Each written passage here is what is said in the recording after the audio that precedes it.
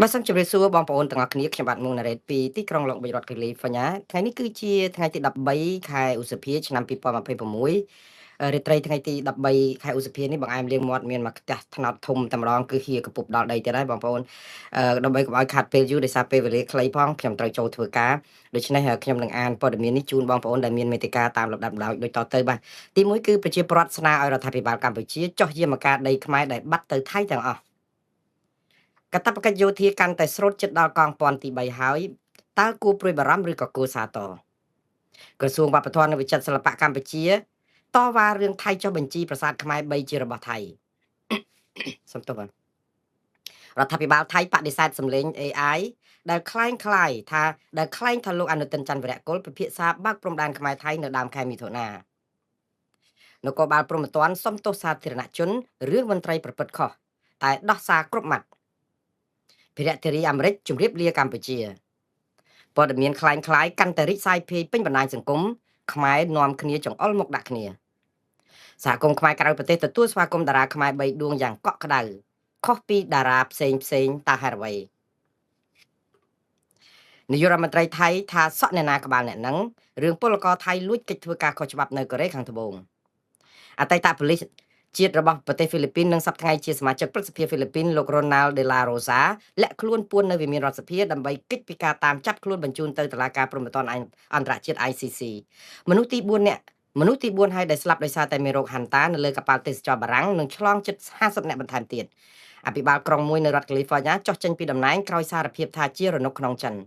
នឹងលោកត្រាំទៅដល់ចិនក្រុងជជែករឿងលក់អាវុធឲ្យតៃវ៉ាន់និងសរុបព្រឹត្តិការណ៍ប្រចាំថ្ងៃ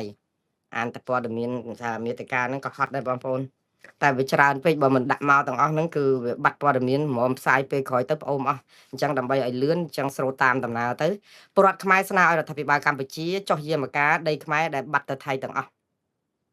បងប្អូនពាក្យថាយាមការនេះគឺ coordinate គឺសំដៅទៅលើទីតាំងច្បាស់លាស់ជាក់លាក់ដោយប្រព័ន្ធ GPS ដែលដូចថាបើមានយាមការបានន័យថាមានលេខ coordinate ច្បាស់លាស់ចំណុចលេខប្រមាណអីប្រមាណអញ្ចឹងទៅគ្រាន់តែយើងចុចប៉ះចំលេខហ្នឹងឬក៏វាយតែលេខហ្នឹងចូលទៅក្នុងប្រព័ន្ធរកដូចជា Google Search រកព័ត៌មានហ្នឹងទៅគឺចុះទៅឃើញទីតាំងចាក់ស្ដែងនឹងភ្លាមតែម្ដងអត់ចាំបាច់ច្បោកច្បល់គ្នាម្ដងចេះម្ដងចុះម្ដងប្រមាណកន្លែងម្ដងប៉ុណ្ណេះកន្លែងម្ដងប៉ុណ្ណោះកន្លែងអាដីខ្លួនឯងសោះហ្នឹងគឺយើងអត់ដឹងនៅឯណាទ្រាប់ខ្លួនឯងម្ដងបាត់ឬក៏នៅគង់ឬក៏យ៉ាងម៉េចតវ៉ានោះតវ៉ាឡើងប្រសាចប៉ុន្តែអត់ដឹងថាដីយើងនៅកន្លែងណាខ្លះដែលថៃយកបានឬមួយក៏ខ្ជិលចោះយាមការហ្នឹងព្រោះនឹកឃើញអាដីហ្នឹងវាមិនទាន់បានដាច់ទៅថៃ100%ឬក៏យ៉ាងម៉េចខ្ញុំអត់យល់ដែរប៉ុន្តែមតិប្រជាពលរដ្ឋជាច្រើនបានស្នើឲ្យរដ្ឋាភិបាលកម្ពុជាចោះយាមការគឺ coordinate ទីតាំងជាក់ស្ដែងហើយរៀបចំនៅក្នុងបញ្ជីមួយឲ្យច្បាស់លាស់មើលថាតើវាយគ្នាពីប្រាវហ្នឹងថៃយកបានប្រមាណ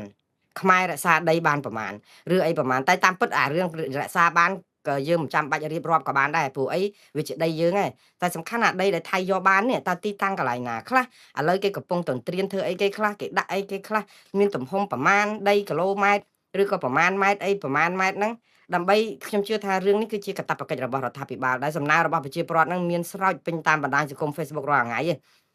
ដែលទាមទារឲ្យរដ្ឋាភិបាលចុះបញ្ជីហ្នឹងឬក៏រៀបរាប់ចុះអា coordinate ឬយាមការហ្នឹងឲ្យច្បាស់លាស់ហ្នឹងគឺប្រយោជន៍ទី1ឈប់ឲ្យរដ្ឋាភិបាលចេះតែបលិមបឡំឬក៏ដើរចោតគេចោតឯងទៅពីសូម្បីតែមន្ត្រីរដ្ឋាភិបាលខ្លួនឯងក៏អត់និយាយត្រូវគ្នាដែរយើងមិនបាច់ថាដល់ប្រជាពលរដ្ឋសាមញ្ញដូចយើងអភិបាលខេត្តបាត់ដំបងលោកសុកលូម្សិលមិញគាត់មកនិយាយថាអារឿងដែលថៃធ្វើលបងបេតុងមកដែលចម្ងាយ1300ម៉ែត្រជាង1គីឡូដីចិត្ត1គីឡូកន្លះដីនេះដែលគេគម្រោងគេធ្វើឲ្យចប់នៅក្នុងខែមិថុនាខាងមុខនៅលើព្រំដែនជាប់គ្នាអត់មានសួរភាគីខ្មែរអីមួយម៉ាត់ទី1ទី2គឺធ្វើដោយឯកតោភាគីមានអ្នកណាដែលសង់លបងព្រំដីធ្វើដោយឯកតោភាគីកើតនោះវាតតែចែកជាមួយយើងហើយបើអត់ចែកទេគឺបានន័យថាធ្វើបំពេញហើយស្រាប់តែពេលលោកសុកលូគាត់ទៅនិយាយប្រាប់សារព័ត៌មាននៅក្នុងស្រុកអឺប្រាប់ថាអានឹងថៃគេធ្វើនៅក្នុងដីគេយើងអត់មានបញ្ហាអីទេព្រោះអីដីគេធ្វើអីស្រេចតែគេអឺមិនប៉ះពាល់ដល់ដីខ្មែរទេលាក់នឹងលាក់អញ្ចឹងទៅក៏ប៉ុន្តែក្នុងពេលជាមួយគ្នាហ្នឹងក្រសួងការបរទេសកាលពីថ្ងៃទី10ខែឧសភាចេញសេចក្តីថ្លែងការណ៍តវ៉ាជំទាស់ទៅនឹងការបំពានឈ្លានពានធ្វើសកម្មភាពខុសច្បាប់លើដីខ្មែរដោយទាំងចំណុចបង្គោលព្រំដែនលេខ52ដល់លេខ54នៅឯស្រុកកំរៀងខេត្តបាត់ដំបងនឹងផងបងប្អូនមើលឃើញបញ្ហាទេ បញ្ហាគឺដោយសារតែយើងអត់បានដាក់យាមការត្រឹមត្រូវថាតើកន្លែងណាខ្លះដែលថៃកំពុងតែឈ្លានពានកន្លែងណាខ្លះដែលថៃកំពុងតែដាក់បន្លាលួសកន្លែងណាខ្លះដែលថៃកំពុងតែដាក់កុងតឺន័រហើយកុងតឺន័រហ្នឹងដាក់អង្កាលបន្លាលួសនឹងដាក់អង្កាលត្រង់សេនឹងជីកអង្កាលធ្វើពីណាឲ្យដីហ្នឹងនៅចំណុចពីណាជាប់ភូមិអីស្រុកអីខេត្តអីឲ្យមានជាក់លាក់អញ្ចឹងទៅហើយមានប្រមាណទីតាំងឲ្យប្រកាសអញ្ចឹងណាតាមពិតអាភាពមន្ទិលវាបានជាប្រយោជន៍ដល់រដ្ឋាភិបាលដែលចង់បលិនបន្លំហ្នឹងវាមិនអីទេប៉ុន្តែអាភាពមន្ទិលឬក៏វិមតិសង្ស័យនេះវាបានប្រយោជន៍ដល់សាធារណជនដែលចង់ឲ្យរដ្ឋាភិបាលបំភ្លឺឲ្យច្បាស់វាអត់មានបញ្ហាអីទេដែលប្រាប់ថាដីយើងបាត់ទៅគេប្រមាណដីប្រមាណដុំព្រោះអាការបាត់ទៅវាជារឿងមធ្យមទេងុំរឿងបាត់ហើយអត់ដឹងចំនួននៅទៀតមិនដឹងទាគេយ៉ាងម៉េចមិនដឹងតវ៉ាគេយ៉ាងម៉េចហើយដល់ពេលនៅក្នុងពេលដែលប្រជាពលរដ្ឋអត់ដឹងថាដីយើងបាត់ប្រមាណគេយកបានប្រមាណព្រមព្រៀងគ្នាជាមួយគេប្រមាណដល់អញ្ចឹងទៅចាប់ផ្ដើមលៀបពណ៌គ្នាវិលក្នុងស្រុកអត់មានត្រូវគ្នាទេនេះឯងដែលជាការបែកបាក់ជាតិយើងអាហ្នឹងដូចសម័យប្រាក់ដួងអញ្ចឹងហ៎បងប្អូនប្រាក់ដួងដែលថៃបាច់មកប្រាវគឺយើងឆ្ការព្រៃរស័យអស់នៅអាម្ដុំសម័យលង្វែកហ្នឹងធ្វើឲ្យទុនប្រព័ន្ធការពារជាតិរបស់កម្ពុជាយើងដោយសារអីដោយសារអត់ដឹងព័ត៌មានពិតអំពីល្បិចរបស់ថៃឥឡូវតើនេះយើងចូលក្នុងល្បិចរបស់ថៃនៅក្នុងបំបែកបបាក់ស្មារតីខ្មែរយើងទៀតឬក៏យ៉ាងម៉េចដែលរដ្ឋាភិបាលមកដល់ម៉ោងហ្នឹងនៅតែមិនចោះយាមការច្បាស់លាស់ថាដីខ្មែរប្រមាណកន្លែងដែលថៃយកបានយើងម្ដង14ម្ដងថែម12ម្ដងថែមកន្លែងនេះទៀតម្ដងថែមកន្លែងនោះទៀតចុះសរុបម្ដងមើលថាតើពីថ្ងៃទី27ខែធ្នូឆ្នាំ2025បាញ់គ្នា2ប្រាវដល់រហូតតមានបាត់ជប់បាញ់2ដងណាប្រមាណកន្លែងឲ្យប្រកាសយាមការប្រមាណកអឌីណេប្រមាណអីប្រមាណសរសេរមកវាមិនវាអស់ទឹកថ្នាំនឹងប្រមាណណាស់ទៅឬក៏វាហាស្លាកខ្ជាក់ស្លែងអីយ៉ាងម៉េចខ្ញុំក៏អត់យល់ចារឿងស្អីទៀតក៏ច្បាស់ម៉េចបើបាត់ចោតអ្នកណាម្នាក់ពីរឿងបកប្រឆាំងចាប់គេដាក់គុកនឹងនិយាយពីលំអិតច្បាប់នេះវិធាននេះមេត្រានេះចំណុចនេះគឺថានិយាយពីអស់អាចអស់នោមសំទោសនិយាយភាសាអ្នកស្រុកបន្តិចឲ្យអធិស្ឋានពេលខ្លះវារនឹកពាក្យមិនដល់គឺថាវាដូចថាម៉ាត់ដូចអាចទីទុយអញ្ចឹងគឺថាលំអិតហ្មងបើរឿងចាប់គ្នាឯងដាក់គុកហ្នឹងគឺថាច្បាស់លាស់ហ่ะប៉ុន្តែដល់អារឿងបាត់ដីយើងទៅថៃហ្នឹងគឺសពិចសពិលឲ្យយើងនឹងមានមន្ទិលគ្រប់បែបយ៉ាងហាភាពមន្ទិលហ្នឹងហើយដែលធ្វើឲ្យខ្មែរយើងឆ្លោះគ្នាហើយចាប់ផ្ដើមចោតគ្នានេះចោតគ្នានោះអ្នកនេះបំពុលអ្នកនេះធ្វើព័ត៌មានคล้ายអ្នកនោះអីហើយចោះព័ត៌មានคล้ายមិនបើសិនជាអស់លោកជាមន្ត្រីរហូតដល់អភិបាលខេត្តអត់ស៊ីគ្នាជាមួយក្រសួងការបរទេសផងអត់ដឹងថាដីកន្លែងណាថៃឈ្លានពានដីណាគេទៅលបងចូលយើងផងយើងថាអត់អីផងហ្នឹងហើយនៅពេលក្រសួងការបរទេសថាអីរួចទៅអភិបាលខេត្តថាអត់អីថាឲ្យប្រជាពលរដ្ឋឃ្លានទៅសង្ឃឹមលើអីឲ្យប្រកាសបើយើងនាំគ្នាអញ្ចឹងគ្រប់គ្នាអញ្ចឹងណាខ្ញុំថានេះគឺជាការទទួលខុសត្រូវរបស់រដ្ឋាភិបាលមិនអាចនឹងចេះតែមកយកទៅសងបានទេប្រជាពលរដ្ឋត្រូវការដឹងហើយកាតព្វកិច្ចរបស់រដ្ឋាភិបាលគឺត្រូវតែរាយការណ៍មកឬមួយក៏ទុកឲ្យមានភាពមន្ទិលហ្នឹងដើម្បីឲ្យដូចជាលោកហ៊ុនសែនងាយនិយាយថាយើងមិនបាត់ច្រើនទេអាដីដែលគេគ្រប់គ្រងបានហ្នឹងតែប្រមាណហិកតាធ្វើមើលដូចជាការស្វាយដាំ4-500ដើមវាមិនមែនប្រមាណហិកតាទេដី60កន្លែងជាង100គីឡូម៉ែត្រឯណោះច្រើនណាស់ហើយដល់ពេលថាអញ្ចឹងឲ្យមានភាពសពិចសពិលអញ្ចឹងស្រួលគាត់និយាយថារឿងហ្នឹងប៉ាន់កូនដៃកុំឲ្យធ្វើដូចជារបួសពេញមករៀងខ្លួនអីអញ្ចឹងរាងកាយអីយ៉ាងម៉េចខ្ញុំអត់យល់ប៉ុន្តែខ្ញុំជឿថាដរាបណារដ្ឋាភិបាលមិនបញ្ចេញព័ត៌មានដាក់កោអឌីណេយាមការអីហ្នឹងឲ្យស្រួលទីតាំងប្រមាណឲ្យច្បាស់លាស់គឺហាក់បីដូចជាបោះដងដាវទៅឲ្យខាងក្រមប្រឆាំងឬគណៈបកប្រឆាំងដូចជារដ្ឋាភិបាលក្រៅប្រទេសនៅក្នុងការរាយការណ៍ព័ត៌មានហ្នឹងហើយដល់ពេលរាយការណ៍ព័ត៌មានហ្នឹងគឺធ្វើឲ្យរដ្ឋាភិបាលយកឱកាសហ្នឹងទៅវាយប្រហារលៀបពណ៌ខាងនោះថាញុះញង់ថាផ្សព្វផ្សាយព័ត៌មានមិនពិតហើយឆ្លោះគ្នាអញញ៉ៃពេញទឹកពេញដីចង់បានអញ្ចឹងមិនមែនពងតែឆ្ងល់ហេតុអីក៏ពិបាកម្ល៉េះគាត់ថារឿងចុះបញ្ជីហ្នឹងបើបាត់ទៅគេគឺបាត់ហើយបាត់ក៏បាត់រដ្ឋាភិបាលគេថាហ្នឹងមានតាន់បាត់ឯណាអញ្ចឹងបើមិនតាន់បាត់យ៉ាងហោចណាស់មុននឹងយើងប្តឹងទៅអ្នកណាក៏យើងត្រូវរាយការណ៍ពីទ្រព្យយើងដែលបាត់គង់អីប្រមាណដែរដើម្បីបើប្រាប់ប៉ូលីសទៅឲ្យដឹងថាវាបាត់អីគេខ្លះម៉ូតូ62គ្រឿងបាត់ទៅថៃអានេះខ្ញុំនិយាយជាឧទាហរណ៍យើងម្ចាស់ផ្ទះដំបងថា14គ្រឿងក្រោយមកថា12គ្រឿងទៀតក្រោយមកថា2 3គ្រឿងទៀតដូចថាមិនច្បាស់លាស់សោះរួយម្ចាស់ទ្រព្យអត់ដឹងថាទ្រព្យមានប្រមាណផងឲ្យទៅប្តឹងគេអាមិនបានពងឲ្យឆ្ងល់យើងទៅប្តឹងគេយ៉ាងម៉េចបើយើងអត់ដឹងថាទ្រព្យយើងមានប្រមាណឲ្យប្រកាសប្រជាពលរដ្ឋម្ចាស់ផ្ទះនោះអត់ដឹងទ្រព្យខ្លួនឯងបាត់ប្រមាណផងហ្នឹងអានេះគឺជារឿងរកម្មចិត្តមែនតើហើយនៅក្នុងពេលជាមួយគ្នាហ្នឹងគឺអូយព័ត៌មានពេញ Facebook លោកឲ្យនិយាយពីខ្ញុំមែនតើថាព័ត៌មានបំពល់ហ្នឹងគឺខ្ញុំក៏មិនអាចបន្ទោសទៅអ្នកណាបានទេព្រោះល្បិចខូចដូចគ្នាទាំងគណៈបកប្រឆាំងទាំងគណៈបកកាន់អំណាចក្នុងពេលនេះគឺជាឱកាសនៅក្នុងការដែលបំពល់ព័ត៌មានបានណាជាការដែលឆ្លៀតឱកាសបានយើងក៏មិនអាចទៅចោទគណៈបកប្រឆាំងថាជាអ្នកបង្កើតព័ត៌មាននេះ ហើយយើងក៏មិនអាចទៅនឹងថាគណៈបកកណ្ដាលអំណាចមិនមែនជាអ្នកបង្កើតព័ត៌មាននេះដើម្បីស្វាស៊ីបាយលាបមាត់ប៉ប៉ែបានដែរព្រោះរឿងស្មោកគ្រោកចេះយើងឃើញច្រើនពេករឿងដែលថ្មីនេះគឺតាក់ទងនឹង Facebook របស់លោកហ៊ុនសែនមួយដែលខ្ញុំបើចំពោះខ្ញុំ100%គឺព័ត៌មាននេះคล้ายៗទេព្រោះអីអឺព័ត៌មានដែលបង្កើតដោយគ្រាន់តែយកកណនី Facebook របស់លោកហ៊ុនសែនមកសរសេរកាត់តបន្តិចទៅហើយដាក់ថារដ្ឋាភិបាលទទួលស្គាល់ថាបាត់ដីទៅថៃជាង70កន្លែងអីឡាក់នឹងឡាក់រដ្ឋាភិបាលកម្ពុជាឯណាដែលទទួលស្គាល់ថាបានបាត់ដីប្រមាណកន្លែងឲ្យពិតប្រាកដទៅថៃគ្រប់គ្រងនោះវាអត់មានទេដូច្នេះបើសារបែបនេះនិយាយពីរឿងនៅក្នុងកណនី Facebook របស់លោកហ៊ុនសែនទៀតវាកាន់តែធ្វើឲ្យយើងមានមន្ទិលច្រើនណាបើអញ្ចឹងទៅវាធ្វើឲ្យជាមានការដែលគិតថាព័ត៌មានហ្នឹងคล้ายបងប្អូននឹងជួនកាលហ្នឹងក៏ចែកបន្តឡើងប្រសាទ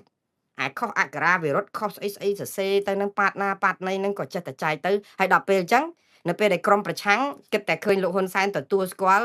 ប្រើសពាក្យថាពិនិត្យតាមផែនទីបារាំងសៀមគឺថាមិនតាន់សូម្បីបាត់តែ1មីលីម៉ែត្រអីណាអីចឹងទៅអាដីបាត់អស់មកកណោវាធ្វើបង្កើតឲ្យមានកម្ដៅកំហឹងហើយប៉ុន្តែតើពេលហ្នឹងហេតុអីបានជាលោកហ៊ុនសែនទៅសរសេរសារអត់ប្រយោជន៍អីអញ្ចឹងដែរខ្ញុំដឹងហើយថាគាត់សរសេរសារអត់ប្រយោជន៍ច្រើនណាពីមុនមកដែលបង្កឲ្យមានកំហឹងការឆ្លោះគ្នាការអីងើបមួយវាយមួយប៉ុន្តែអារឿងពេលខ្លះវាមិនមែនប្រកាសថាក្រុមកាន់ Facebook របស់គាត់នេះចេះតែសរសេរប៉ាតណាប៉ាតណីដើម្បីទម្លាក់កំហុសខ្លួនឯងឬក៏ទទួលស្គាល់ការពិតដែលរដ្ឋាភិបាលមកដល់ម៉ោងនេះអត់ទទួលស្គាល់ដែរទេយើងក៏មានមន្ទិលចឹងដែរហើយខ្ញុំនៅតែគិតថាព័ត៌មាននេះវាคล้ายទេក៏ប៉ុន្តែសួរថាអ្នកណាបង្កើតព័ត៌មានคล้ายនេះច្រើនលើកច្រើនសារណាស់ដែលបង្កើតព័ត៌មានคล้ายយក Facebook របស់លោកហ៊ុនម៉ាណែតនឹងមកប្រើឬក៏លោកហ៊ុនសែនមកប្រើឬក៏អ្នកកសែតណាមកប្រើហើយបងប្អូនឲ្យតែលឺសូប៉ះពាល់ដល់គណៈបកប្រជាជនកម្ពុជាបង្ហាញអំពីការស្អប់ខ្ពើមគណៈបកកណ្ដាលអំណាចហ្នឹងគឺថាជាពិសេសក្រុមខាងប្រឆាំងគឺចែករំលែកឲ្យមានមតិឲ្យឡើងពុលពេញបណ្ដាញសង្គមដូចថាពេលខ្លះអត់បានថ្លឹងថ្លែងពិចារណាផ្ទៀងផ្ទាត់ព័ត៌មានហ្នឹងឲ្យបានច្បាស់លាស់សិនទេគឺថាចេញមតិហ្នឹងដើម្បីឲ្យសុបាយចិត្តដើម្បីធ្វើយ៉ាងម៉េចឲ្យគណៈបកកណ្ដាលអំណាចនេះរលាយឲ្យឆាប់នៅពេលជាមួយគ្នាហ្នឹងគណៈបកកណ្ដាលអំណាចជាពិសេសដោយក្រុមលោកហ៊ុនសែនគឺបិបហាមកវិញថាព័ត៌មាននេះបើក្រុមប្រឆាំងចែកព្រៀតអញ្ចឹងគឺបានន័យថាជាការដែលបង្កើតដោយក្រុមប្រឆាំងដើម្បីលាបពណ៌គណៈបកប្រជាជនកម្ពុជាឬថ្នាក់ដឹកនាំរដ្ឋាភិបាលកម្ពុជាលក្ខណៈឃើញចោតគ្នាបងប្អូននៅពេលដែលមានព័ត៌មានបែបហ្នឹងដែលធ្វើឲ្យខូចប្រយោជន៍គណៈបកប្រជាជនកម្ពុជាជាទូទៅគឺគេចង្អុលមកខាងក្រុមប្រឆាំងថាមានចេតនាទុច្ចរិតនៅពេលដែលព័ត៌មានចេញពីការដែលបង្កើតឲ្យខូចប្រយោជន៍គណៈបកប្រឆាំងក្រុមប្រឆាំងចោទគណៈបកប្រជាជនកម្ពុជាថាបង្កើតព័ត៌មានទុច្ចរិតដើម្បីលាបពណ៌គណៈបកប្រឆាំងតើការលាបពណ៌គ្នានេះអ្នកណានៅពីក្រោយឲ្យប្រកាសចម្លើយគឺមានតែបងប្អូនទេឆ្លើយបានយើងមិនប្រកាសថាក្រុមប្រឆាំងពិតជានឹងធ្វើរឿងដូចនេះរាល់តែពេលហើយក៏មិនប្រកាសថាគណៈបកកណ្ដាលអំណាចមិនធ្វើរឿងនឹងដែររឿងហេតុអីបានជាខ្ញុំនិយាយអញ្ចឹងព្រោះរឿងគេហៅ reverse psychology ហ្នឹងពេលខ្លះក្រុមគណៈបកកណ្ដាលអំណាចបង្កើតព័ត៌មានដើម្បីដូ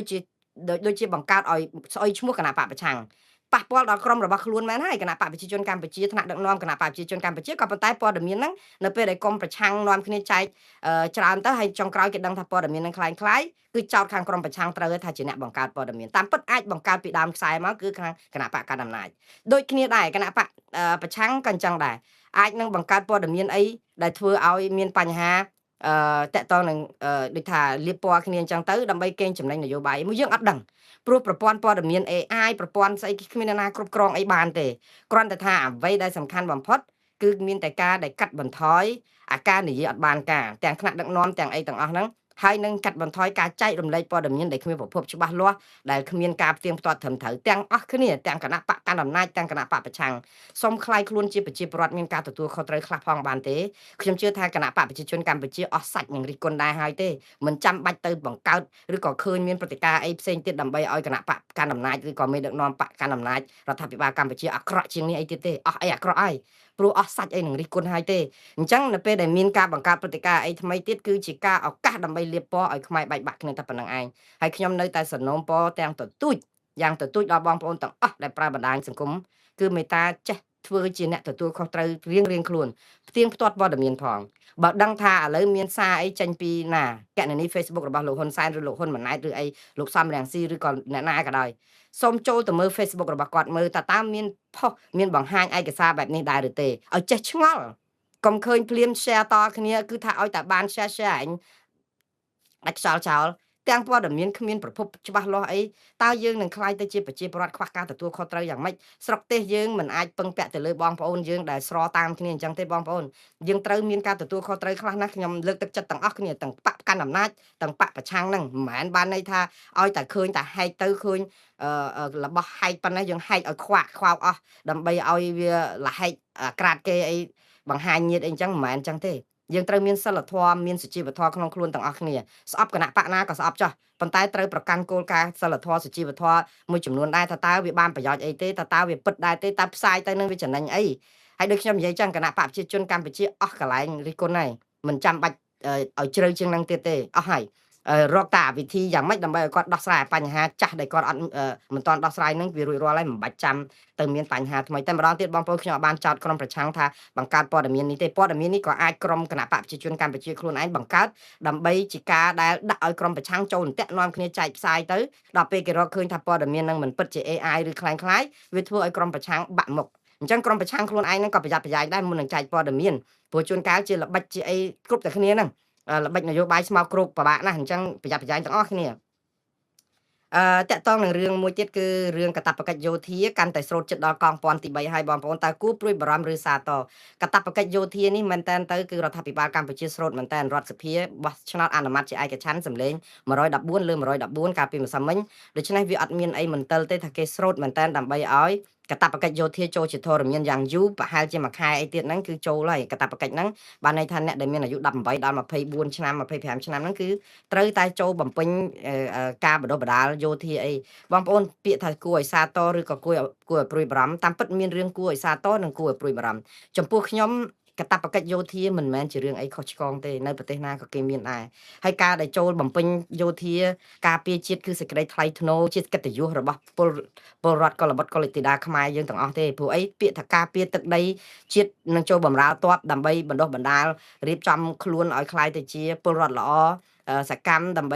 មានភាពក្លាហានគ្រប់គ្រាន់ដឹងយុទ្ធសាស្ត្រការពារជាតិទឹកដីគឺជាកិត្តិយសទេខ្ញុំគិតថារឿងនេះមិនមែនជារឿងអីខុសឆ្គងតតែសោះអញ្ចឹងមិនគួរណាឲ្យបងប្អូនទាំងអស់គ្នានាំគ្នាភ័យបារម្ភខ្លាំងមែនតើនាំគ្នាជំទាស់ទៅនឹងអាកតបកិច្ចយោធាអីទេព្រោះហ្នឹងវាមិនមែនតែខ្មែរធ្វើទេប្រទេសយៈណាក៏គេមានដែរកតបកិច្ចយោធាហ្នឹងនៅប្រទេសជិតខាងយើងមានទាំងអស់ដូច្នេះអត់មែនខ្មែរធ្វើតែម្នាក់ឯងចម្លែកដាច់ពីគេទេកុំទៅរករឿងរដ្ឋាភិបាលរឿងកតបកិច្ចយោធាក៏ប៉ុន្តែសំណួរដែលគួរឲ្យព្រួយបារម្ភគឺអញ្ចេះទៅវិញទេតើមានយន្តការមានដំណាភាពត្រឹមត្រូវគួរឲ្យទុកចិត្តទេប្រព័ន្ធឬខ្មែរយុវជនអ្នកក្រីក្រឬអ្នកមានប្រព័ន្ធដែលចូលហ្នឹងតើវាច្បាស់លាស់ដែរនឹងអត់មានអំពើពុករលួយដែរឬទេខ្ញុំជឿថារឿងទាំងអស់នេះគឺជាក្តីបារម្ភសម្រាប់ប្រជាពលរដ្ឋទូទៅមិនមែនបានន័យថាសុកគាត់បារម្ភមិនចង់ចូលតាហ៊ានចង់ចូលអីការពារជាតិមាតុភូមិទេអ្នកណាក៏គេចង់ការពារជាតិមាតុភូមិដែរស្ដាប់មើលទៅប្រជាពលរដ្ឋខ្មែរពាក់ឯការផលិតផលថៃហ្នឹងគឺបដូរផ្ដាច់ដោយសារតែចង់ទៀមទាដីខ្មែរពីថៃមកវិញដែលថៃយកបានហ្នឹងសិតតែម្នាក់សិស្សស្នេហាជាតិអស់ហើយតើមាននរណាកិច្ចអត់កិច្ចទេប៉ុន្តែសំខាន់តើមានប្រព័ន្ធយុតិធធគួរឲ្យទុកចិត្តអត់ហើយតែកន្លែងណាឲ្យប្រជាពលរដ្ឋទុកចិត្តប្រព័ន្ធយុតិធធរបស់យើងចំពុងតែឆ្ងល់អង្គការសហជីវជាតិឬក៏ប្រទេសនៅលើពិភពលោកថាប្រព័ន្ធយុតិធធនៅខ្មែរគ្មានទេនីតិរដ្ឋក៏គ្មានអំពើពុករលួយចាក់ស្រេះរឿងនេះហើយដែលជាក្តីបារម្ភមិនមែនជារឿងកតបកិច្ចយោធាទេណាណាក៏គួរសាទរដែររឿងកតបកិច្ចយោធាហ្នឹងក៏ប៉ុន្តែរឿងដែលមួយគួរឲ្យព្រួយបារម្ភដែរកតបកិច្ចយោធាគួរមានយូរហើយ20 30ឆ្នាំហើយមិនមកតបពេលវាយគ្នាមួយថៃក្ដួងទៅរឹសតបទេយើងទៅហៅគោរួចបានធ្វើលបងដល់ពេលថ្ងៃប្រឡងបាននាំគ្នាស្វាត់ជារៀនសូត្រអីវាអត់រៀនទៅតន់ទេដូច្នេះប៉ុន្តែបើសួរធ្វើពេលហ្នឹងវាហួសពេលទេវាមិនហួសទេព្រោះយើងត្រៀមខ្លួន10 20ឆ្នាំទៅមុខទៀតដើម្បីពង្រឹងវិស័យតបយើងឲ្យរឹងមាំទៅដើម្បីតបតទប់ទល់ការពារដែនដីយើងទៅថ្ងៃមុខទៀតក៏អត់មានខុសឆ្គងអីដែរគាត់ថាវាគួរធ្វើយូរហើយប៉ុន្តែអារឿងដែលគួរឲ្យព្រួយបារម្ភមួយទៀតតើប្រព័ន្ធរៀបចំចូលហ្នឹងតើវាមានតម្លាភាពប៉ុណ្ណាអាចរើសបានត្រឹមត្រូវមិនកូនអ្នកមានគេសោកលុយទៅកូនអ្នកក្រនាំគ្នាដឹងទៅជួមុខទៅខ្ញុំជឿថាបើយើងដាក់លុយឲ្យច្រើននៅក្នុងវិស័យយោធានេះណាបំពាក់បំពន់បណ្ដុះបណ្ដាលគាត់ក្នុងរយៈពេល2ឆ្នាំតាមពិតធ្វើឲ្យយុវជននឹងរឹងមាំទៅវិញទេខ្ញុំគាំទ្រទៅវិញប៉ុន្តែត្រូវពង្រឹងវិស័យវិន័យយោធានឹងដាក់ប្រាក់ឧបត្ថម្ភនឹងឲ្យច្រើនអ្នកដែលចូលហាត់ទាហានហ្នឹងគឺមួយខែបាន$1000អញ្ចឹងចុះឧទាហរណ៍ហើយផ្ដល់ប្រាក់ឧបត្ថម្ភអីផ្សេងទៀតច្រើនជាងហ្នឹងទៀតអាហារូបករណ៍ឬក៏ការជួយទំនុកបម្រុងអីសពបែបយ៉ាងដើម្បីលើកទឹកចិត្តឲ្យថាចូលទាហានគឺចូលទៅធ្វើទាហានលុតដំខាងវិស័យទ័ពការពារជាតិផងបានទាំងចំណេះជំនាញអីផងចេញមកវិញគឺថាម្នាក់បានចូលសាលាទាហានសប្បាយហ្មងណា មិនទៅរកតែទឹកផឹកអត់បានដូចសប្ងៃទៅយើងទៅឲ្យប្រជាពលរដ្ឋអត់បារម្ភមិននៅក្នុងការចូលទៅហ៊ានបើស្បែកជើងអត់មានពាក់អាវក្រោះក៏អត់បែកជើងកាភ្លើងបាញ់3គ្រាប់ផ្ទុះមួយរួយទៅពេលឆ្លោះគ្នាមួយថៃរកតែទឹកផឹកអត់បានផងហើយដល់អញ្ចឹងទៅគ្នាបាក់ស្បាតទៅហ៊ានមកថ្មិញមកក្រាស់មានតែមួយជួនអីបញ្ហាសុំវអំពាវនាវសុំម៉ូតូសុំអ៊ីកុំសុំអាវភ្លៀងសុំអីសម្ភារៈអីសពបែបយ៉ាងតបយើងអញ្ចឹងរួយទៅយើងឲ្យបងប្អូនចង់ចូលទៅហ៊ានអាម៉េចកំពុងតែឆ្ងល់បើថាយើងដឹងអាកន្លែងហ្នឹងវាទៅអស់ចាអ្នកណាក៏ចង់ទៅដែរហេតុស្ម័គ្រចិត្តចូលទៀតតែដល់ពេលដឹងថាវាពិបាកអ្នកណាក៏រាថយចង់រត់ដែរហើយដល់ពេលរត់ឥឡូវជាប់គុកទៀតអាចកិច្ចពីកាតព្វកិច្ចយោធាជាប់គុកដល់10ឆ្នាំឯនោះទៀតបាទតែយ៉ាងណាបងប្អូនខ្ញុំជឿថាម្ដងទៀតបងប្អូនកាតព្វកិច្ចយោធាការពារជាតិមិនរឿងមិនមែនជារឿងខុសឆ្គងទេសំខាន់យើងគួរលើកទឹកចិត្តឲ្យរដ្ឋាភិបាលជួយមើលរដ្ឋាភិបាលដើម្បីឲ្យមានតម្លាភាពក្នុងការរើសទ័ពការស្អីហ្នឹងឲ្យជួយទ័ពជួយអីហ្នឹងហើយខ្ញុំជឿថារដ្ឋាភិបាលសប្តាហ៍នេះមិនអាចធ្វើឲ្យមន្ទិលទាំងអស់នេះជ្រះទេតើតែមានការកែតម្រង់ស៊ីជម្រៅខ្លាំងណាស់បើកែតម្រង់ស៊ីជម្រៅអត់មាននរណាមកនាំគ្នាជជែកពីរឿងចូលទ័ពមិនចូលទ័ពទេព្រោះវាជាកាតព្វកិច្ចប៉ុន្តែដោយសារយើងធ្វើឲ្យការដឹកនាំរដ្ឋមានមន្ទិលបានប្រជាពលរដ្ឋបារម្ភនាំគ្នានិយាយវាយបែកអូហូស្ទឹងរឿងការពារជាតិសោះមកនិយាយបែកអូហូស្ទឹងប៉ុន្តែយើងអត់ឆ្ងល់ដោយសារអីពួកគាត់បារម្ភដោយសាររបៀបដឹកនាំរដ្ឋយើងគ្មានតម្លាភាពឯកបៈមិនដឹងអញ្ញាញ៉ៃបៈពួកឯងមកក្រសួងមន្ទីរខ្លះសិតតែបងប្អូនសាច់ញាតិតើឲ្យគេជឿទុកចិត្តអាម៉េចថានឹងរើសទ័ពនឹងបានមិនមានការសាច់ញាតិបៈពួកនិយមអ្នកណារួចខ្លួនអ្នកណាមិនរួចខ្លួនអីចឹងឡាក់នឹងឡាក់បាទអានឹងទុកឲ្យរដ្ឋាភិបាលដោះស្រាយទៅបងប្អូនគាត់ថាពេលខ្លះយើងនៅជជែកវាយរឿងដដែលហ្នឹងយើងអត់បានដោះស្រាយរឿងអីធំដុំកើតទេឃើញនៅយើងបង្កើតតែរឿងដដែលដោះស្រាយតែរឿងនៅវល់ដូចលិមួកចូលឈ្នៀងអញ្ចឹងបងប្អូនរឿងព្រំដែនប៉ុណ្ណានៃរឿងឥឡូវដល់សមុទ្រទៀតគេទៅដល់ណាអស់ហើយយើងនៅវល់រឿងដដែលតែឆ្ងាយជាងនឹងទៀតបងប្អូនអឺក្រសួងវប្បធម៌និងវិចិត្រសិល្បៈកម្ពុជាតវ៉ារឿងថៃចុះបញ្ជីប្រាសាទខ្មែរជារបស់ថៃខ្ញុំសរសើរក្រសួងវប្បធម៌និងវិចិត្រសិល្បៈកម្ពុជាឲ្យតែថៃធ្វើអីនឹងប្រាសាទតាកបីប្រាសាទតាមាន់ធំប្រាសាទព្រះវិហារតវ៉ារហូតប៉ុន្តែដែលប្តឹងថៃសំបីតែម្ដងទៅតុលាការយុតិធធអន្តរជាតិរករឿងគេយើងនៅតែតវ៉ាអត់បានផលហ្នឹងយើងតវ៉ារហូតប៉ុន្តែនេះជាការដែលយើងធ្វើបានយើងមិនដឹងទៅធ្វើអីថៃផងតវ៉ាម្ដងគេធ្វើខ្លាំងជាងហ្នឹងតវ៉ា2ដងគេធ្វើរត់តែច្រើនជាងហ្នឹងតវ៉ា3ដងគេរត់តែច្រើនតវ៉ាចុងក្រោយគេចុះក្នុងបញ្ជីបេតិកភណ្ឌជាតិរបស់ថៃចាប់បាត់ហើយយើងនៅតែតវ៉ាទៅកុំប្តឹងគេ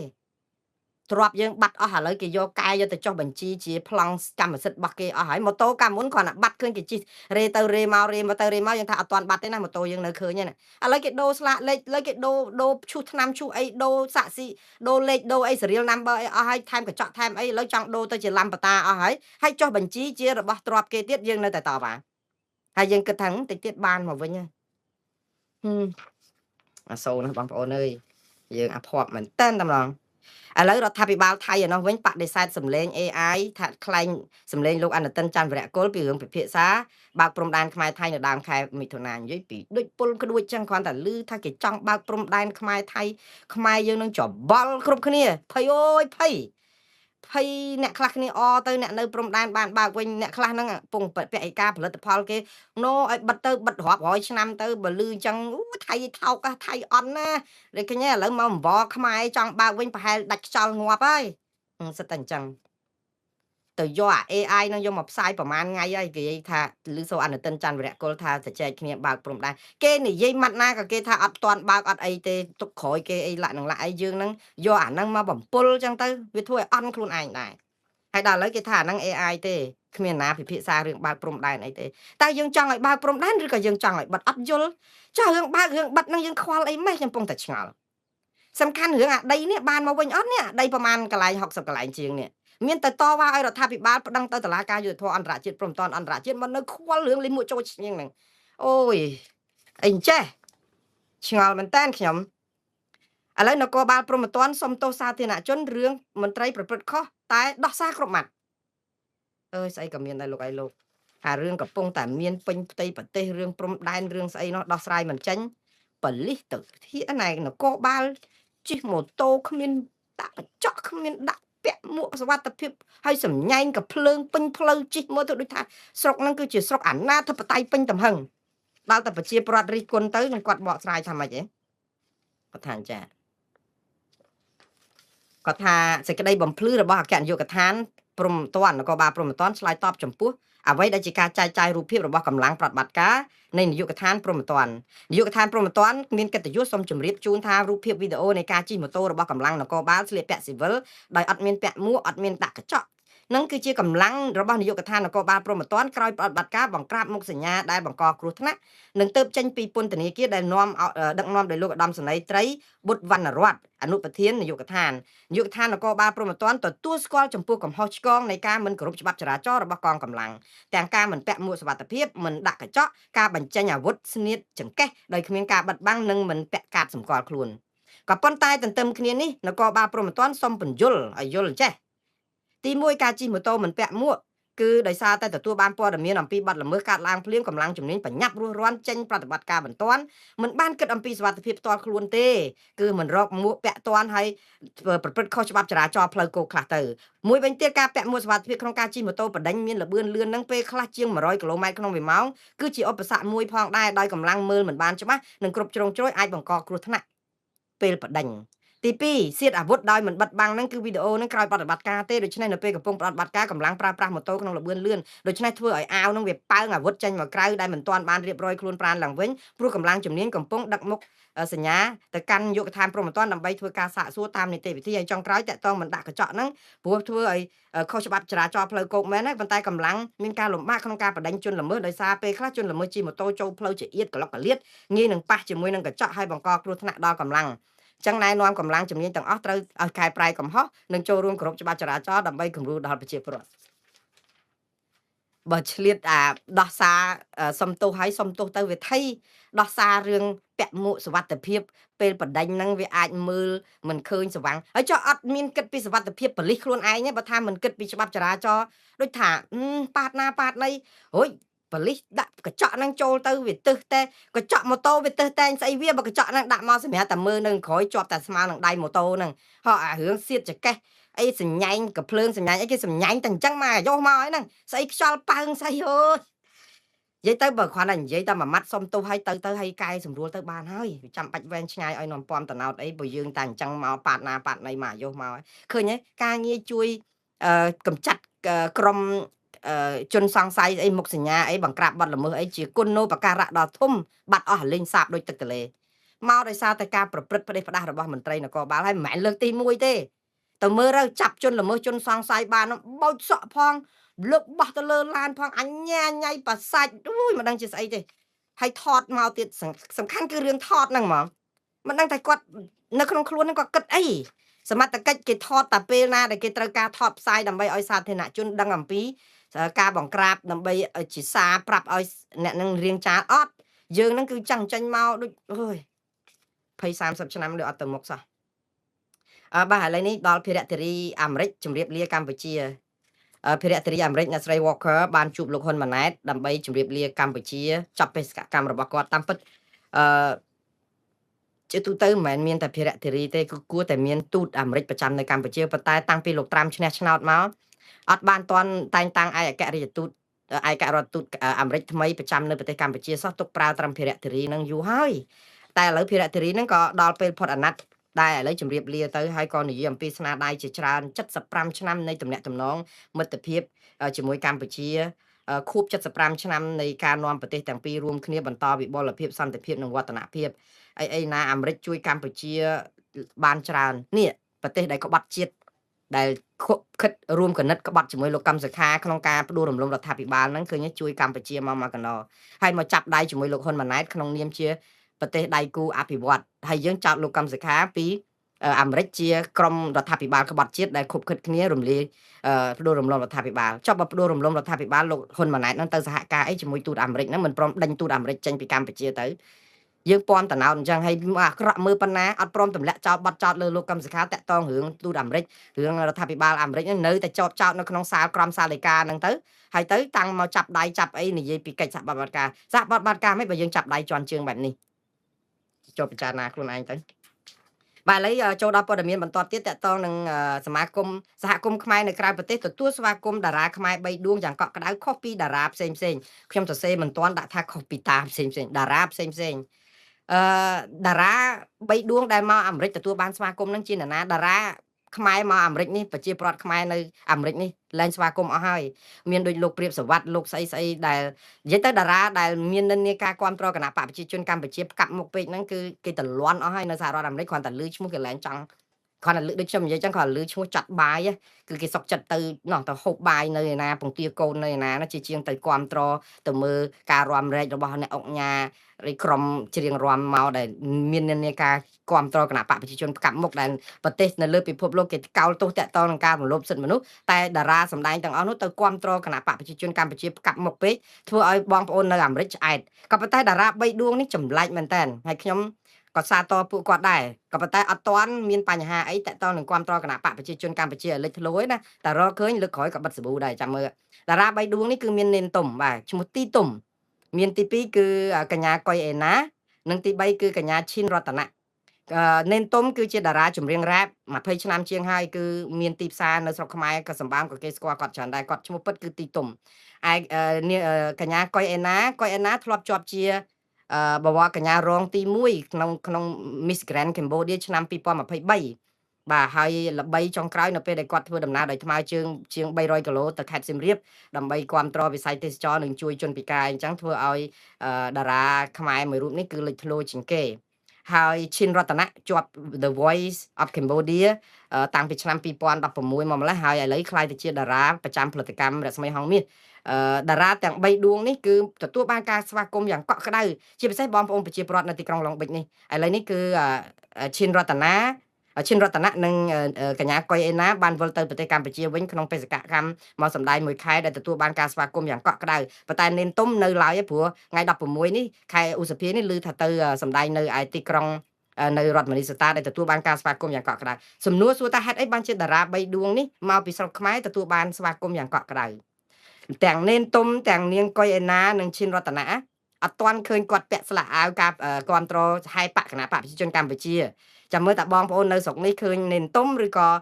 អេណាឬឈិនរតនៈហ្នឹងពាក់អាវគ្រប់គ្រងឃោសនាឲ្យគណៈបកប្រជាជនកម្ពុជាតែម្ដងពីរដងលើកក្រោយដឹងមកអាមេរិកលែងមានអ្នកស្វាគមន៍ហើយសប្តាហ៍ថ្ងៃនេះអត់ទាន់ឃើញមានដូច្នេះអញ្ចឹងនេះគឺជាសារសម្រាប់អ្នកសម្ដែងនៅស្រុកខ្មែរដែរជាតារាបេះដូងរបស់សាធារណជនទូទៅកុំផ្កាប់មុខគណៈបកប្រឆាំងឬគណៈបកកាន់អំណាចខ្លាំងពេកហើយបើចូលរួមហ្នឹងគឺកុំផ្កាប់មុខមកជេរបតិចផ្ដាសាគ្នាស្អីណាដែលធ្វើឲ្យមានការឈឺចាប់ពេកព្រោះប្រជាពលរដ្ឋខ្មែរនៅក្រៅប្រទេសឆ្អែតឆ្អន់គ្រប់គ្រាន់ចំពោះគណៈបកប្រជាជនកម្ពុជានិងនយោបាយស្មោកគ្រោកនៅស្រុកខ្មែរហើយអញ្ចឹងបើនៅគ្រប់ត្រហើយនៅញ៉ែមដាក់ទៀតគឺបងប្អូននៅខ្មែរអត់មានអីធ្វើបាបធ្វើទុកបុកម្នេញអីទេគ្រាន់តែមិនគ្រប់ត្រប៉ុន្តែតារាទាំងអស់នេះរួចផុតពីសំណាញ់នេះខ្ញុំជឿថាដោយសារតែមិនទាន់បង្ហាញអំពីស្វាមីភក្តិឬក៏ការគ្រប់ត្រគណៈបកប្រជាជនកម្ពុជាមានពាក់មួកពាក់អាវអីស្និទ្ធស្នាលពេកទេចាំមើលបងប្អូនចាំពាក្យខ្ញុំបើតារានេនទុំឬកុយអេណានិងឈិនរតនៈនេះទៅស្រុកខ្មែរវិញរដូវឃោសនាបោះឆ្នោតគុំសង្កាត់នេះហើយនឹងបោះឆ្នោតជាតិខាងមុខបើគាត់ចូលរួមក្នុងឆាកនយោបាយគេមិនហាមឃាត់ទេប៉ុន្តែបើគ្រប់គ្រងគណៈបកប្រជាជនដោយខាងតារាផ្សេងទៀតបិទសាប៊ូមកអាមេរិកហើយចាំសម្ដីខ្ញុំនិយាយនេះយកតែប៉ុនទេខ្ញុំពិតជាគ្រប់គ្រងឲ្យតារាខ្មែរទាំងអស់ចាស់លាចេញពីការគ្រប់គ្រងនយោបាយគណៈបកកណ្ដាលអំណាចឬក៏គណៈបកណាផ្កាប់មុខពេកសុំដកខ្លួនឲ្យឆ្ងាយប៉ុន្តែបើគ្រប់គ្រងគណៈបកប្រឆាំងដូចជាមិនសូវអីហ្មងទេព្រោះប្រជាប្រដ្ឋនៅអាមេរិកហាក់បីដូចជាមានសមានចិត្តចំពោះគណៈបកប្រឆាំងច្រើនដោយសារគេធ្វើបាបពេកហើយបើថាទៅគ្រប់គ្រងគណៈបកប្រជាជនកម្ពុជាគឺបងប្អូនយើងដូចជាឆ្អែតឆ្អន់អញ្ចឹងនេះគឺជាសារសម្រាប់ប្រាប់ចង់បានការសម្ដែងនៅអាមេរិកឲ្យមានការគ្រប់គ្រងច្រើនជិះឲ្យឆ្ងាយពីការគ្រប់គ្រងគណៈបកប្រជាជនកម្ពុជាបាទឥឡូវខ្ញុំស្លេះរឿងនេះត្រឹមប៉ុណ្ណេះហើយតកតងនឹងរឿងព័ត៌មានពីនាយករដ្ឋមន្ត្រីថៃថាសក់អ្នកណាក្បាលអ្នកនឹងរឿងពលករថៃលួចកិច្ចធ្វើការខុសច្បាប់នៅកូរ៉េខាងត្បូងលោកអានុទិនច័ន្ទវរៈគុលអស្ចារ្យដែរថ្ងៃនេះគេសួរថាលោកជួយពលករខ្មែរពលករថៃនៅកូរ៉េយ៉ាងម៉េចព្រោះកូរ៉េហាមពលករដែលកាន់វីសាប្រភេទមួយចំនួននោះគឺ4ខែអត់ឲ្យទៅធ្វើការនៅប្រទេសថៃទៀតទេ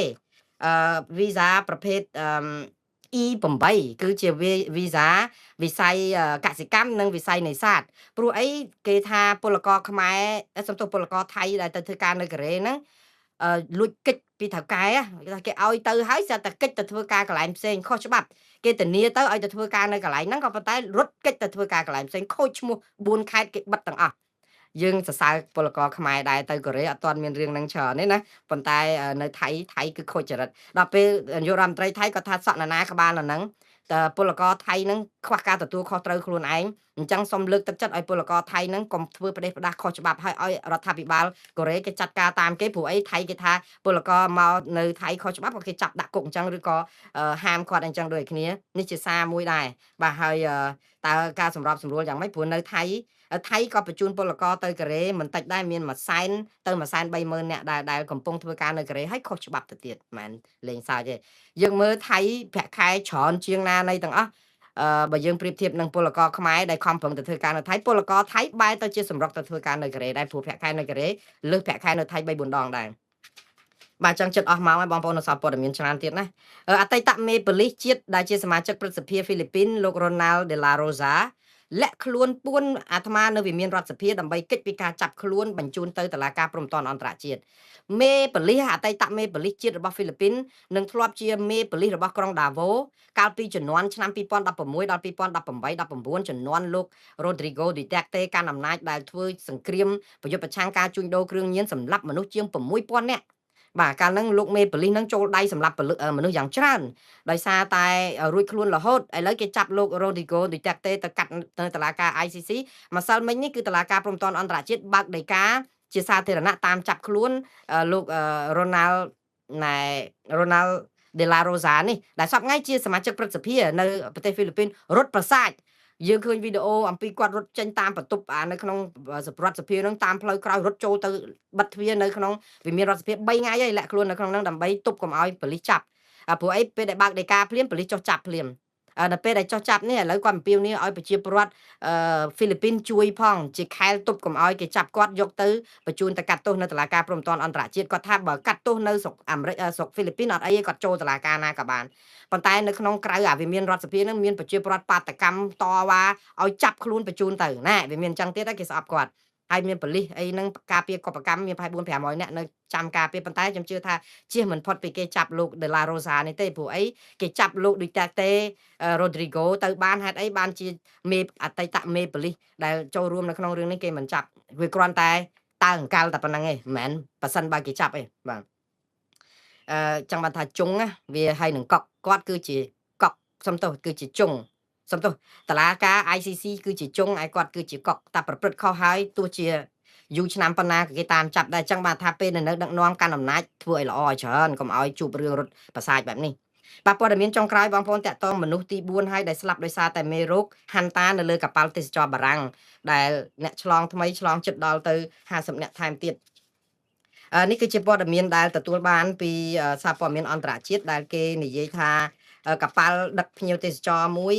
របស់បារាំងនេះគឺមានមនុស្សប្រហែលជា 1,700 នាក់នៅលើកប៉ាល់ហ្នឹងណាដែលមែនតើភ្ញៀវតែ 1,233 នាក់ទេក៏ប៉ុន្តែមានជាបុគ្គលិកនៅលើកប៉ាល់ហ្នឹងដើម្បីបម្រើភ្ញៀវប្រហែលជា 3-400 ទៀតអញ្ចឹងសរុបទៅ 1,700 នាក់នៅក្នុងហ្នឹងក្នុង 1,700 នាក់ហ្នឹងមាន50នាក់ជិត50នាក់គឺ48នាក់ដែលជាភ្ញៀវហ្នឹងគឺឆ្លងជំងឺហាន់តានៅលើកប៉ាល់របស់បារាំងហ្នឹងណាហើយម្នាក់គឺជាលោកយាយម្នាក់អាយុ90ឆ្នាំបានបាត់បង់ជីវិតដោយសារតែជំងឺនឹងវាធ្ងន់ពេកដូច្នេះអ្នកស្លាប់ដោយសារជំងឺហាន់តានៅលើពិភពលោកគឺឡើងដល់4នាក់ហើយអ្នកឆ្លងឡើងដល់60នាក់ជាងហើយអញ្ចឹងបានថាបងប្អូនរឿងនេះក៏គេកំពុងតែចាត់ការដែរព្រោះអីឆ្លងទៅលើកប៉ាល់អញ្ចឹងព្រោះភ្ញៀវប្រពាក់ប្រពូនគ្នាឆ្លងពីតំបន់មួយទៅតំបន់មួយអញ្ចឹងហើយមានភ្ញៀវច្រើនប្រទេសចូលរួមគេកំពុងតែដោះស្រាយបញ្ហានេះគ្រាន់តែយ៉ាងណាជំងឺនេះមិនមែនរាតត្បាតខ្លាំងដូចជំងឺ COVID-19 ទេគ្រាន់តែគេឲ្យបង្ការប្រយ័ត្នប្រយែងគ្រប់គ្នាដែររឿងនេះបាទ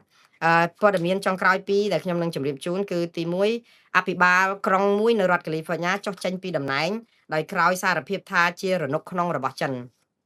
អភិបាលក្រុងកាលីហ្វ័រញ៉ានេះគឺជានៅក្រុងមួយឈ្មោះថាបាទនៅក្នុងតំបន់ Los Angeles គឺ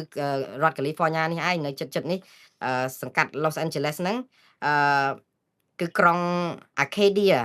បាទដែលអ្នកស្រីនេះគឺមានដើមកំណើតចិនក៏ប៉ុន្តែបានសញ្ជាតិអាមេរិកហើយគាត់បានជាប់ជាអភិបាលក្រុងទៅទៀតឥឡូវនេះត្រូវបាន FBI អាមេរិកចោទប្រកាន់ពីបទលួចឬក៏ថាខុបខិតជាមួយរដ្ឋាភិបាលចិនក្នុងការផ្សព្វផ្សាយព័ត៌មានដើម្បីលើកស្ទួយរដ្ឋាភិបាលកុម្មុយនីសចិននៅក្នុងនាមខ្លួនជាមន្ត្រីជាប់ឆ្នោតនៅអាមេរិកបាទហើយប៉ុន្តែអ្នកស្រីអាមេរិកដើមកំណើតចិនរូបនេះគឺអ្នកស្រីវ៉ាង គឺក៏បានលាលែងពីតំណែងទៅហើយសារភាពឲ្យតុលាការកាត់ទោសផ្ដន្ទាទោសតាមអំណាចនៃសាលក្រមឬក៏ការរកឃើញរបស់តុលាការទៅនេះគឺជាសារមួយសម្រាប់ប្រាប់បងប្អូនទាំងអស់គ្នាឲ្យដឹងថាអ្នកជាប់ឆ្នោតនៅអាមេរិកជាខ្មែរជាសាសអីក៏ដោយយើងមិនអាចលើកស្ទួយរដ្ឋាភិបាលកុម្មុយនីសបានទេអញ្ចឹងដូចគាត់នៅពេលដែលលើកស្ទួយចេញសារឬលើកដំកើងរដ្ឋាភិបាលកុម្មុយនីសគឺជាប់ចោតពីបទបម្រើរដ្ឋបរទេសអញ្ចឹងជាសារមិនមែនសម្រាប់តែអ្នកជាប់ឆ្នោតជាខ្មែរនៅទីក្រុង Arcadia ហ្នឹងទេគឺទីក្រុងណាក៏ដោយ Lowell Massachusetts រដ្ឋ Minnesota Pennsylvania ឬទីក្រុងផ្សេងទៀត Long Beach ឬស្អីក៏ដោយជាតំណាងរាស្ត្ររបស់ខ្មែរជនជាតិខ្មែរដើមជនជាតិអាមេរិកដើមកំណើតខ្មែរដែលជាប់ឆ្នោតត្រូវបម្រើប្រយោជន៍អាមេរិកហើយបើបម្រើក៏បម្រើប្រយោជន៍ប្រជាធិបតេយ្យដែរកុំបម្រើប្រយោជន៍បាច់ការរំលោភសិទ្ធិមនុស្សនិងបំផ្លាញប្រជាធិបតេយ្យវានាំឲ្យមានទុកដល់ខ្លួនបែបនេះបាទចុងក្រោយគឺព័ត៌មានតាក់ទងនឹងលោកត្រាំទៅដល់ចិនហើយបាទគឺគាត់ក្រុងជួបប្រធានាធិបតីអាមេរិកលោកស៊ីជីនពីងហើយនឹងជជែករឿងច្រើននៅក្នុងនោះមានរឿងលក់អាវុធឲ្យចិនតៃវ៉ាន់ដែរព្រោះអាការលក់អាវុធឲ្យចិនតៃវ៉ាន់នេះគឺជាសំណើរបស់តំណាងរាស្ត្រគណៈបកសាធារណៈគណៈបកប្រជាធិបតេយ្យជាច្រើនដែលថាឥឡូវអាមេរិកបង្កក់ដូចថាទប់មិនឲ្យលក់កាភ្លើងលក់អាវុធទៅតៃវ៉ាន់ហ្នឹងដែលមានទឹកប្រាក់$14,000 លានឥឡូវនេះសំណើនេះលោកត្រាំយល់ស្របគាត់ថាគាត់ទៅជួបលោកស៊ីជីនពីងនឹងលើកយកមកជជែកពិភាក្សាដើម្បីអនុញ្ញាតឲ្យតៃវ៉ាន់ទិញអាវុធយុទ្ធភ័ណ្ឌពីអាមេរិកដោយមានទំហំទឹកប្រាក់រហូតដល់ទៅ$14,000 លាននេះប៉ុន្តែមានរឿងច្រើនណាស់ដែលលោកត្រាំនឹងជជែកជាមួយលោកប្រធានាធិបតីចិននោះគឺតាក់ទងនឹងរឿងច្រកហ័រមូសរឿងសង្គ្រាមនៅជាមួយនឹងអ៊ីរ៉ង់ហើយនឹងរឿងពុនកយពុនអីផ្សេងទៀតដែរបាទព័ត៌មានយ៉ាងណានោះខ្ញុំនឹងជម្រាបជូនបងប្អូនតាមការគួរឥឡូវនេះខ្ញុំស្លេះការផ្សាយរបស់ខ្ញុំត្រឹមប៉ុណ្ណេះសិនព្រោះដល់ម៉ោងចូលធ្វើការហើយអរគុណបងប្អូនដែលត្រង់ត្រាប់ស្ដាប់ការផ្សាយរបស់ខ្ញុំតាំងពីដើមដល់ចប់ហើយថ្ងៃនេះខ្ញុំបានផ្សាយព័ត៌មានគ្រប់ចំនួនគ្រាន់តែសង្ខេបបន្តិចមិនបានបរិយាយអីលំអិតវែងឆ្ងាយដូចរាល់ដងមិនអាចផ្អែមបន្លែដោយសារពេលវេលាខ្លីសូមអធិស្ឋានរាត្រីសួស្ដីបងប្អូននៅប្រទេសកម្ពុជាអរុនសួស្ដីបងប្អូននៅទីក្រុងឡុងបិចនិងទីផ្សេងនៅថ្ងៃរះយើងជួបគ្នានៅរាត្រីនេះទៀតបាទសូមអរគុណសូមជម្រាបលា